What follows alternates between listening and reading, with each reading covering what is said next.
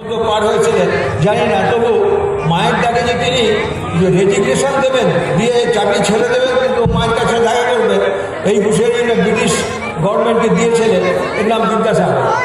আর বিদ্যাসাগর দেখুন, এই সেন্ট্রাল কলেজের প্রিন্সিপাল কার সাহেব, তিনি তার কাছে বিদ্যাসাগর দেখি কার সাহেব প্রিন্সিপাল, তার পা দুটো জুতো শুদ্ধ বিদ্যাসাগরের সামনে টেবিলে তুলে দিয়ে জিজ্ঞাসা করছেন কি একই জন্য এসেছেন।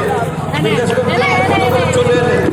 এইবার কার সাহেব তার দরকার রয়েছে, তিনি একদিন বিদ্যাসাগরের অফিসে গেছেন, আর যেতেই তিনি গভর্নর তাড়াতাড়ি পাটা তুলে দিয়ে বিদ্যাসাগর সেই সাহেবের সামনে, প্রেসিডেন্সি প্রিন্সিপালের সামনে বসে থাকলেন। বলুন কী দরকার আপনার? কার সাহেব তো চোখে গেল, উপরে কমপ্লেন করলো, বিদ্যাসাগরে ডাকা হলো। বিদ্যাসাগর বললাম কিছু খারাপ কাজ করেনি। বলে কেন, আপনি আমার জুতো তুলেছেন? বলে আমি ওর ওখানে গিয়েছিলাম, তখন উনি ওইটা করে আমাকে সম্মান দিলেন। আমি ভাবলাম যে আমরা তো নেটি